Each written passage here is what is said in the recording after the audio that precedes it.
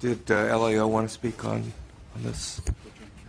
Thank you, Mr. Chair. Ashley Ames with the Legislative Analyst's Office. I think that Mr. Feld's done a great job of answering some of the questions that we raised in our report. We did recommend approval of the proposals because we do feel like they'll help the department make progress in addressing these operational deficiencies that have been documented, and we're currently in the process of reviewing the April finance letter. Thank you. Thank you. Well, there appear to be no questions. Are there any members of the public who would like to be heard? Seeing none, let me thank you for a very, very concise and well-organized report to us. It doesn't sound like you're obviously very, very busy reorganizing and making things work efficiently and well in your department. So thank you very much for that. Thank you. Thank you. Thank you. Yes, let's back up now for a moment, and if it's all right with you, we'll proceed through some votes. Let's go to the vote-only calendar. Do we need to pull items, issues 2 and 6, and vote on those separately? So if there is a motion for issues 1, 3, 4, 5, 1, 3, 4, and 5, and no, I'm missing one here, am I not? And 7. It's been moved and seconded. Vote, please. Bloom. Aye. Campos. Gordon. Logue. Patterson. That's out. Issue number 2. I'll move that. There's no second. We'll hold that. Issue number 6. I'll move. No second. We'll hold that as well. And that takes us to Department of Food and Agriculture. Issue 1 was info only. Issue 2, the recommendation is to hold open, so we don't need a vote there. On Department of Toxic Substances Control, we have a recommendation for approval on issue 1. Is there a motion? So moved. Second. Moved and seconded. Vote, please. Bloom. Aye. Campos. Gordon. Logue. Aye. Patterson. That's 3-0. It's out. Thank you. And now we will proceed with a report from Department of Resource Recycling and Recovery.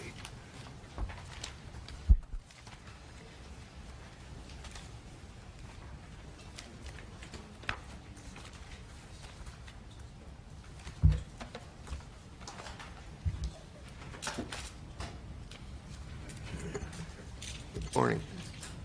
Morning, Chairman Bloom and members. I'm Carol Mortensen, the Director of Department of Resources Recycling and Recovery, fondly known as Cal Recycle, and we are the state agency that's responsible for the oversight and management of solid waste and recycling in the state, as well as management of waste tires, household hazardous waste, used oil, electronic waste, carpet paint, and and now mattresses, and a variety of other programs as well. A couple issues before you today. One of them is another big part of our program that makes the largest part of our budget, which is our beverage container recycling program.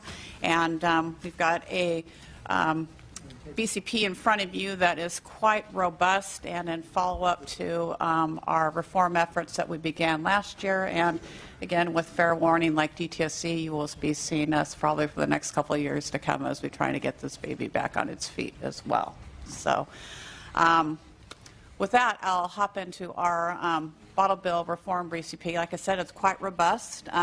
We managed to pick on everybody, and but it's not because of lack of trying to find a solution for this problem. So in short, this bottle bill program is the one that you see every time you go to the grocery store and you buy your beverages, and it's a nickel and a dime, and it's based on beverages types, not on containers. So if you sell a beverage that is subject to the law, the idea is that those nickels and dimes are supposed to help follow those containers that the beverage manufacturers choose to put their containers in and help recycle those through the program. So part of this other program, which is the big part of our BCP, is the other part that's the manufacturer responsibility part of the law, which is the processing fee. And the processing fee is the fee that is paid by the beverage manufacturers that is supposed to make up the difference between the cost of recycling and the scrap value of that material. So currently, the way the statute is constructed is we've been offsetting those subsidies to a tune of about $67 million a year. So our first part of the proposal is to eliminate that subsidy. And then we also have many other subsidies as well that we're eliminating. It's not because necessarily that they're in a way not effective or haven't been helpful in the past, is that the fact with our high recycling rate, which is in the the mid to high 80s right now, and with the statutory mandated expensive off the back of the program, we're working at about $100 to $120 million a year deficit.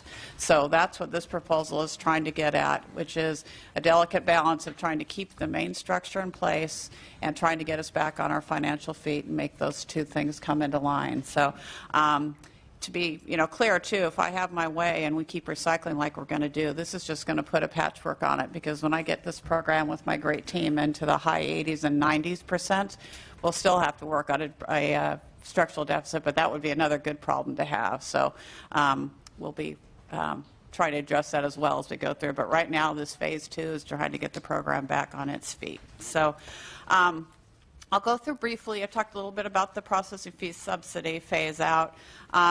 We also propose to eliminate the curbside payments, which are supplemental payments made to curbsides in the state. Again, it was a program that was put in place years ago when curbside was still a new kind of phenomenon in the state, but now it is up and running and quite successful.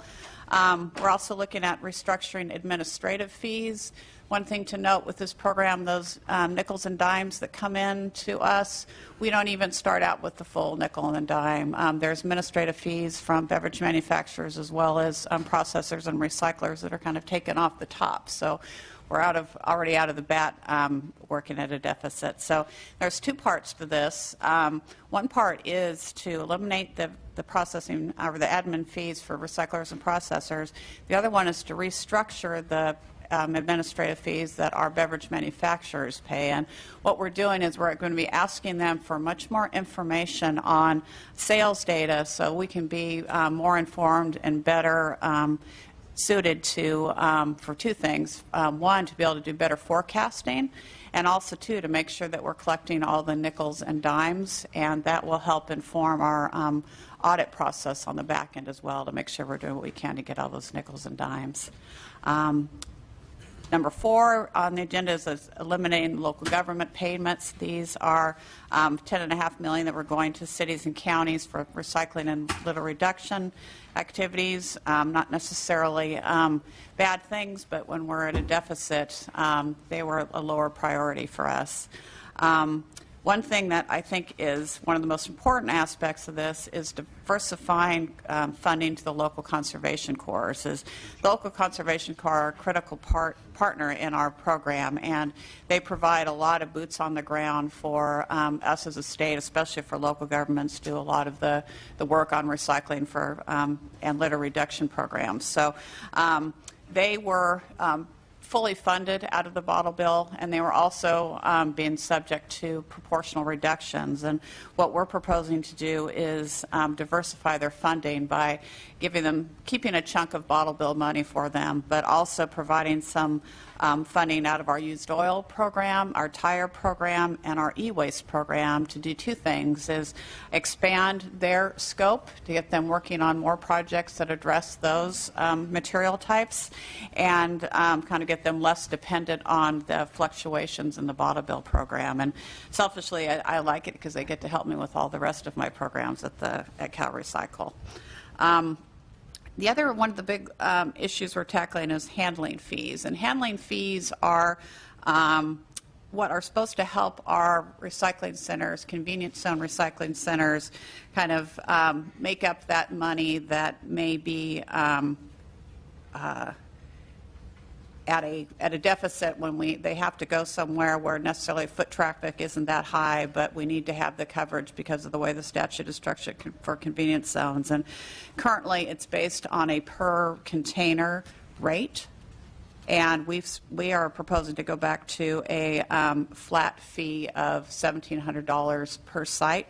So we're expecting a savings of about $7 million annually there. So, and then we're doing some work on I did mention that we're eliminating some of the traditional recycling grants and payments for local governments, but what we're doing to kind of bolster them and not leave them out in the cold is we want them also to partner with us to do enforcement. And that's one thing I think people have been reading in the paper. We've done we've been quite effective, especially as of late, in trying to address fraud. And one of these grant programs would be targeted after our tire program, where we actually have local folks that we contract with to be our eyes and our ears on the ground to look for fraud. So that's kind of it in a nutshell. I know this has been highly controversial, and lots of people, I can tell you this has been something that I have personally been working on for quite a while, having lived through the proportional reduction of 2009. It was not an easy process. I wish we could have come up with another way to kind of keep everybody happy, but unfortunately after 12 workshops and a lot of back and forth and information exchange, this is where we are. We are still obviously working and hearing from stakeholders and trying to come up with ways to maybe make some small adjustments if necessary to make it work, but we're kind of a victim of our own success, and we've been extremely busy the last couple of years with this program, getting it up and running. I wouldn't have been able to do it without Jose Ortiz, who's my deputy over the Division of Recycling. We've done 5 regulatory packages in the last year. We've thrown a bunch of people in jail. We've gone through 7 audits, now 8. And so I could say if we're looking for that $100 million under the couch cushions, unfortunately, I don't think we're going to find it. So that's where we are today. So. You never know what the couch monster might have taken in. Well, thank you for the report. You certainly on the bottle bill have managed to come up with a solution that appears to have satisfied no one amongst the stakeholders. I would note that I think the last meeting amongst a series of stakeholder meetings that you held was held back in 2012. The recommendation from our staff is to hold open. We'll hear from LAO in a second, but perhaps during the interim period of time, you can continue to meet with stakeholders and at a minimum, determine whether your underlying assumptions are still valid today based on the feedback that you get from them. LAO? Thank you, Mr. Chair. We found that the administration's overall approach was reasonable given the large structural deficit. We do acknowledge that the proposed changes will shift costs to stakeholders, and we note that if some of these companies are operating on thin profit margins, it could cause them to go out of business, reduce hours, or make other changes, and that this could have an impact on the recycling rate. However, we do anticipate that this would be small. We also note that these reforms increase the break-even rate, but as Ms. Mortensen mentioned, in future increases in recycling could cause another structural deficit. We also note that there are few outcome metrics proposed for some of the grant programs, and so based on these findings, we do recommend adoption of the proposal, but we also recommend that the legislature make sure that each of these changes is aligned with your policy priorities. We also recommend that the legislature require the department to report annually on outcome metrics for all of the BCRF-funded grant programs so that in the future you can look back and ensure that the grant programs were a good use of this very scarce money. Thank you. Great. Now I'm assuming we have some public comment on this discrete element. I see people getting up already. So why don't we hear that before we move into your issues 2 and 3?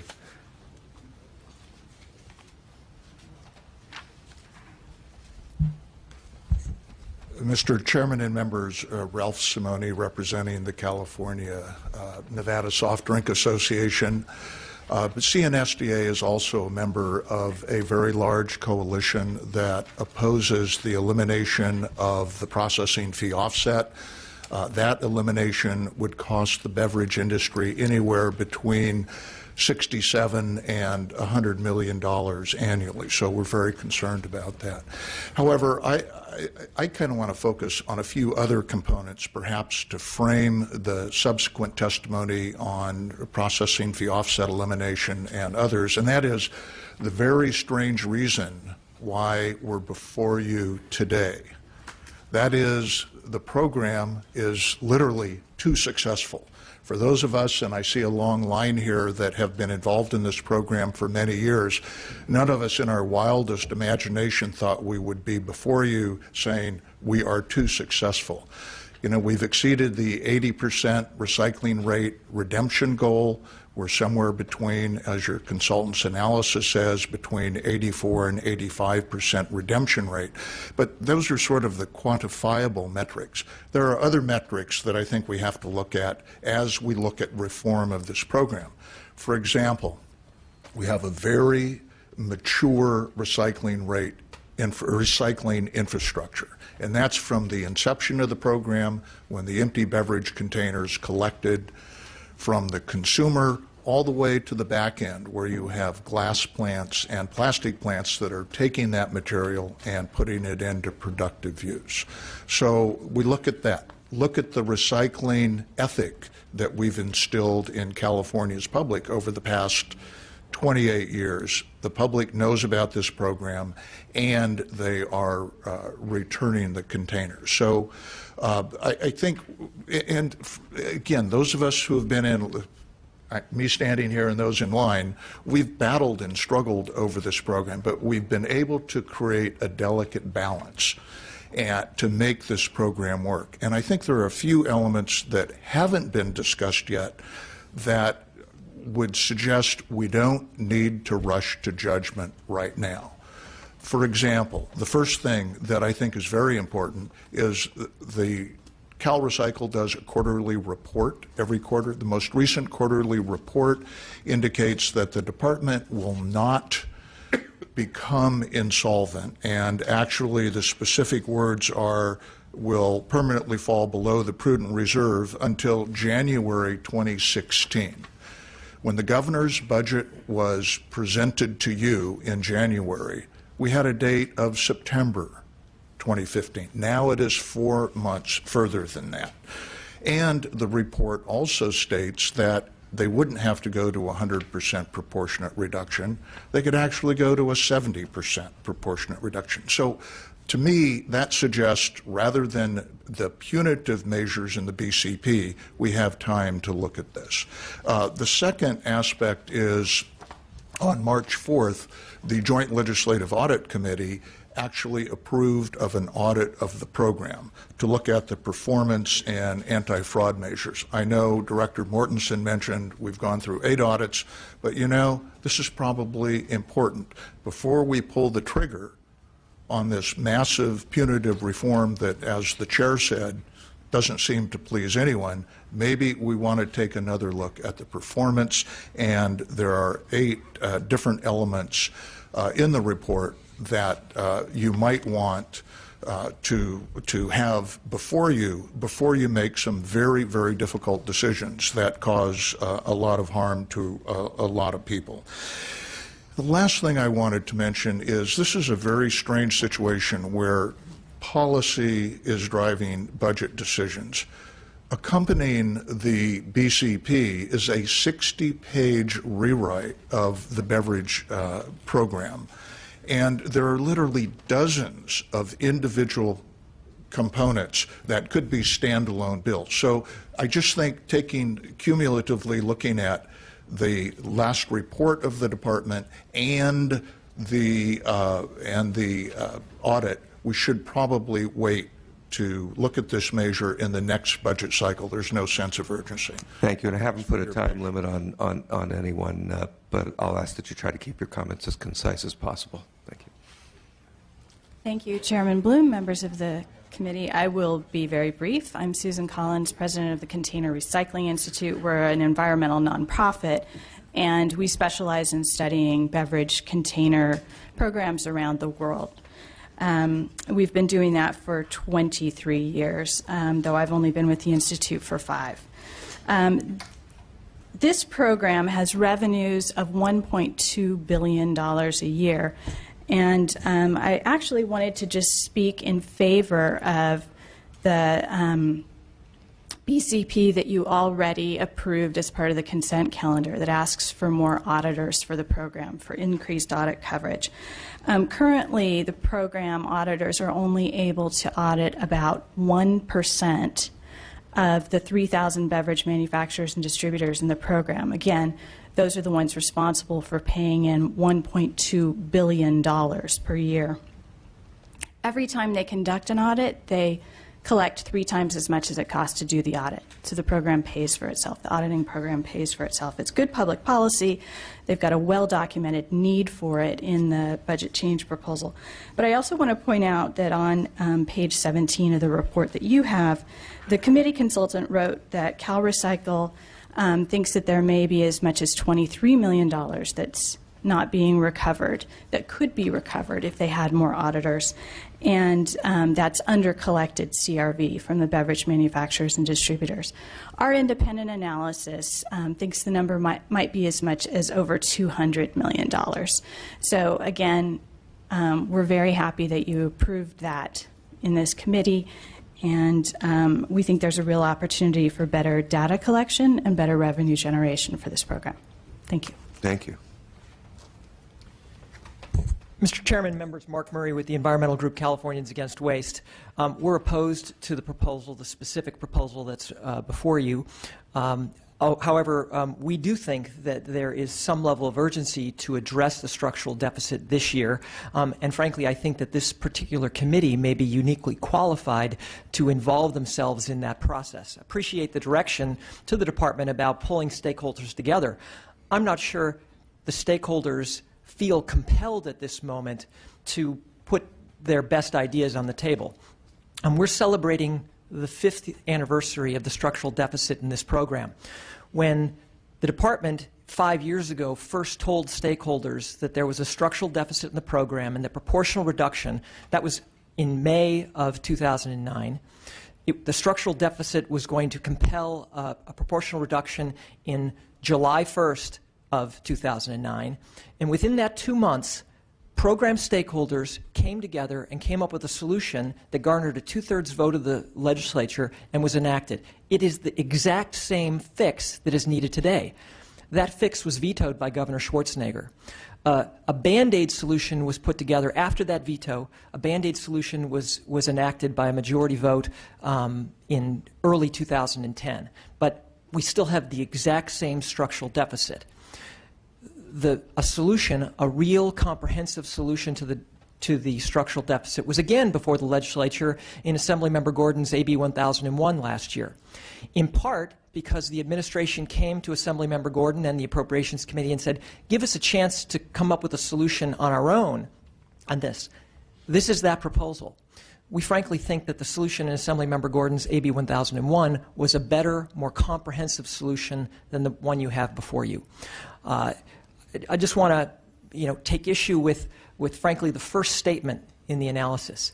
We are not here because recycling rates are so high or because program expenditures are too high. We have a structural deficit because we are not collecting all the money that consumers are paying. We have a structural deficit because we're paying too much out, more money than for the containers that are being redeemed. And we have a structural deficit because there are loopholes in the program.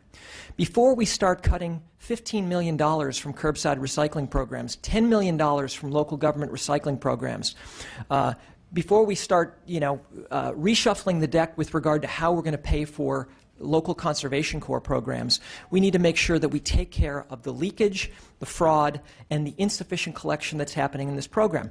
Now, as the previous speaker pointed out, and as the budget change proposal suggests, this department actually needs to spend more money. It needs to invest more money in enforcement and in regulation of the existing rules. We think that's a high priority. We also think that there are regulatory rules of the game that need to be changed. The department has done a number of those, but we haven't had an opportunity for them to bear fruit. Some of those went into effect in November. Others, as a result of Assemblymember Gordon's enforcement bill, went into effect in February of this year. So something needs to be fixed this year. We think that given Ms. Skinner's history with this issue, Mr. Gordon's history with this issue, that this is the right place, and I think that the department needs a little more specific direction in terms of motivating them and other stakeholders to work together in the next 4 weeks to come up with a solution. Thanks. Thank you. Mr. Chairman, members, Pete Price with Waste Management. Just a couple of days ago, so I know it was a little late, but Waste Management and a coalition of curbside recyclers and local governments submitted a letter to the committee explaining our reasons for opposing the curbside and local government reductions. So I appreciate that the committee is going to hold this open and we can work further with the committee. Previous speakers have spoken broadly about the program. I want to speak briefly and just mention one factoid that I find very interesting regarding curbside recycling and some of the challenges that we continue to face as curbside recyclers. You know, it's only one part of our recycling system in the state for beverage containers, but I dare say it's the one that most of us in the room are most familiar with, because most of us on a weekly basis take out our bins or roll out that cart that's got our beverage containers in it. Some of those containers have more market value than others. And while you may be putting all of your aluminum and plastic and glass containers in your bin, what we find is that we end up processing very little of the valuable containers, aluminum, and a great deal of the most challenging container, which is glass. Glass has the least inherent value in the marketplace. It's also by far the most difficult to process through our facilities, causes the most damage to the machines. And, you know, not all containers are in the system. You put mayonnaise jars and everything else in your bin, even though it's not part of the beverage container system. Curbside recycling recycles or processes 77% of all of the non-CRV glass that's recycled in this state. That's far in excess of any other percentage we process. And why is that? Because it's the bottom of the barrel. It's got very little value, and no one wants to take that. So we process it at great cost to, frankly, us and the entire system, which is not being redeemed. So I just want to stress that as one reason why we want to suggest you take a second look at the proposal on curbside. Thank you. Thank you. Mr. Chair, members of the committee, Mark Aprea, I'm here on behalf of Republic Services. And first I want to just point out that the letter that Pete Price referenced was distributed to you this morning. And want to begin by complimenting Ms. Mortensen and Cal Recycle for the recognition and the great work in trying to address the structural deficit, and in particular the enforcement activity.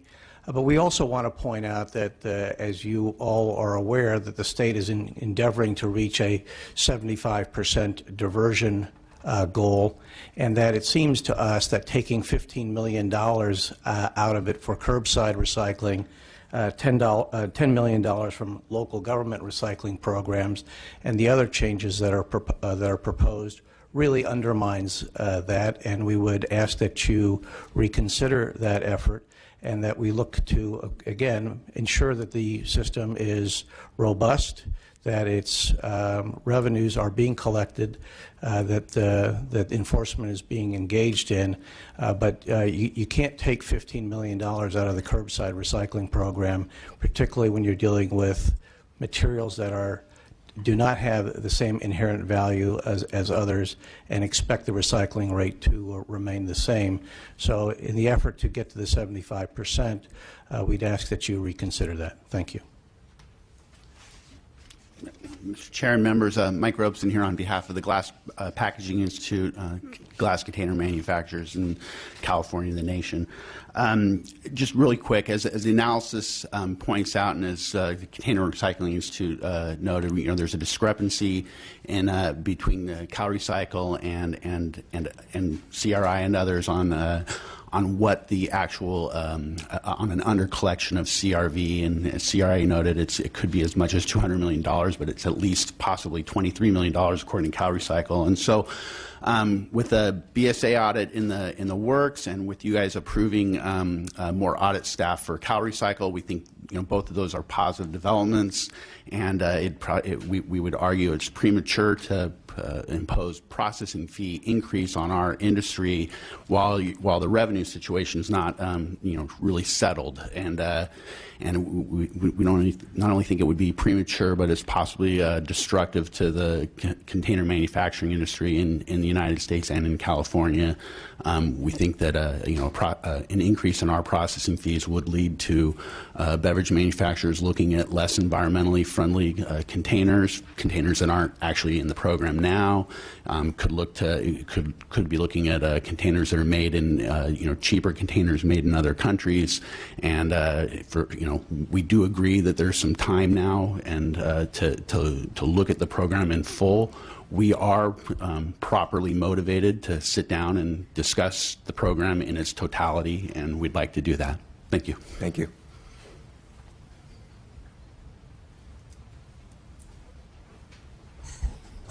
Good morning. My name is Charles McIntyre. I'm president of the West Coast Protective League. I represent the workers in the glass and plastics industry here in this state. And the elimination of the processing fee offset is going to be a job killer to these industries. You're looking at $60 million to $100 million that these industries are going to be forced to pay. And it gets back, and I know you guys have heard this message from me before, but we only have 5 glass plants here in California. And at a time, we used to have 19 glass plants. We've gone from 20,500 jobs down to 2,300 jobs.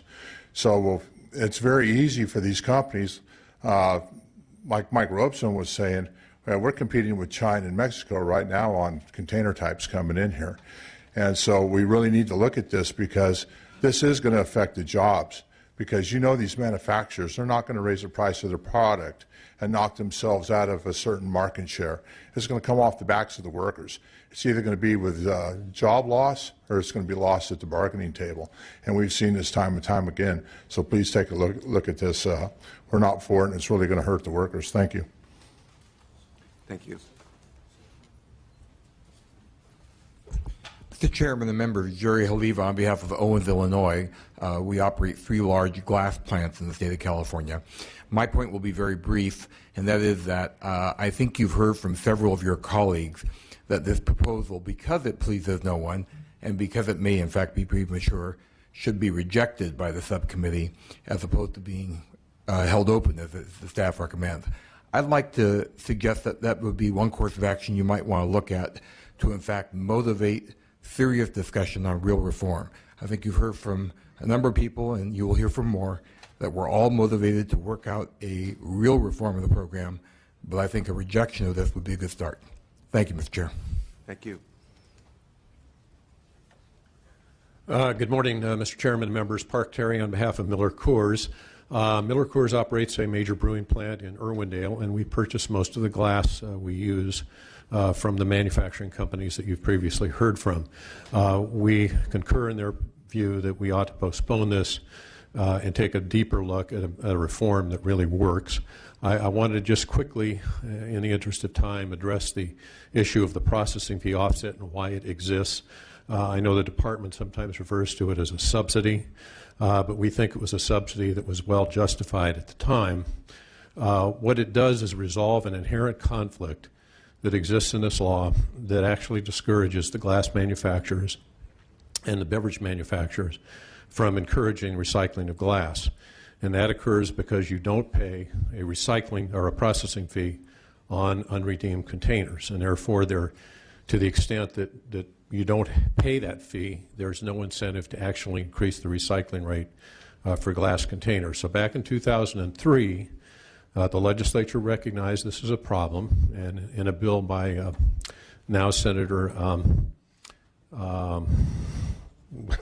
Hannah Beth Jackson, we enacted this offset. And what happened was that we went on glass, we went from a recycling rate of approximately 58% to a recycling rate today, and for the past 3 years, of about 85%. So we think that it's demonstrated that this processing the offset has a desirable policy rationale and continues to be justified. So anyway, with that, we'd like to, again, urge that this matter be postponed. Thank you. Thank you.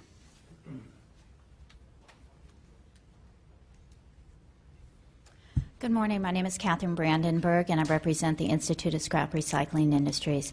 And we are probably on the opposite of a lot of people. We do support the department's direction they're taking. We believe that, this is the first time since 1986 when this law was passed that someone is actually looking at the program and saying, what needs to be done? It's been almost 30 years. There's been a lot of changes, over 60 changes, probably more, to the program. We need to look at it and see what really is, what do we need to do to move on to make sure that the beverage container material is continued to be recycled. The Institute of Scrap Recycling Industry are the traditional recyclers. We recycle over 50% of all beverage containers in the state.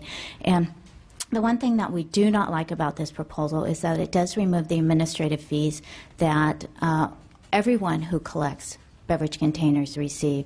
So it's the recyclers, it's curbside, it's the convenience zone recyclers, so processors. So everyone does receive that, and that is part of the core program.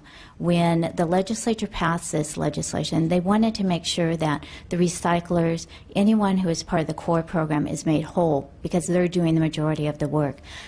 Remember that Section 14581 came along later. That was, additional funding, that when there was additional money, that those items were put into place: grants, educational grants, curbside supplemental payments, handling fees, quality incentive payment. So I applaud the department on taking this approach. I look forward to working with the department and with the legislature in the coming months and years to really revamp this program, because it really does. We do need to take a good look, as many of the previous speakers have stated. Thank you. Good morning. I'm Paige Brokaw here on behalf of the California Association of Local Conservation Corps. The association represents 14 state-certified, community-based, independently run nonprofit organizations around the state. These local corps hire disadvantaged young men and women and give them opportunities for success through education, job skills training that focuses on conservation and recycling. And collectively, the local corps have been receiving funding through the Bottle Bill program for the last 20 plus years. So they have developed their recycling programs around the receipt of this funding. They've also received state investments through bonds to invest in their pretty sophisticated infrastructure and machinery that they use to operate their recycling programs. But I guess I would also argue that the Bottle Bill program and the local corps are somewhat inextricably linked, in that the program supports the local corps, but the local corps supports the recycling success of the program, and that they collect a lot of materials that would otherwise go uncollected.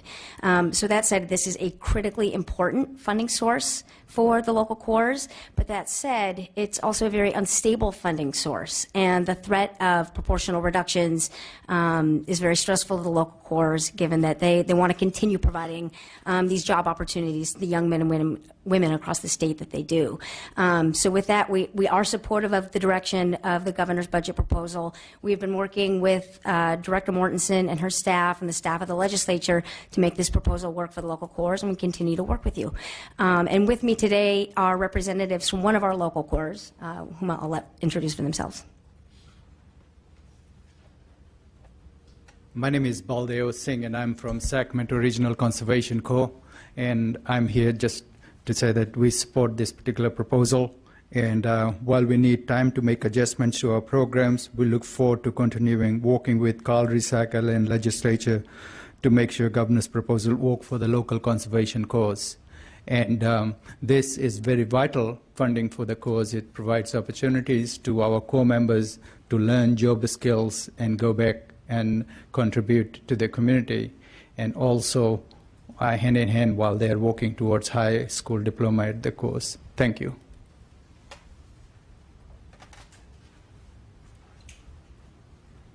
Hi, I'm Chevelle Cabachin, and I'm from the Sacramento Regional Conservation Corps. And I joined the Corps so that I could finish my high school education and so that I can gain work experience. And other than just work experience and education, it showed me how to act in a workplace and how to maintain a job. And I've earned certifications to them, such as like CPR and first aid and how to operate a forklift in a warehouse. And this program has really helped me a lot. It put me on the right path and it gave me the kickstart I need to have a better life. Thank you. Thank you. My name is Samara Adams, and I'm with the Sacramento Conservation Corps. And I joined the Corps to get my high school diploma and get better work experience. And also I have a 6-year-old daughter that I needed a second chance to do this because I did drop out at an early age. And with this program, it helped me get a lot of certifications, forklift, OSHA, CPR, and it's very good. Like, I enjoy doing the work that I do. It also helped me to stay determined and be more independent for my daughter. And also just having that background and getting to know everybody and learning what this is doing has also helped me have a great appreciation for the environment and stuff also doing this. So thank you. Thank you.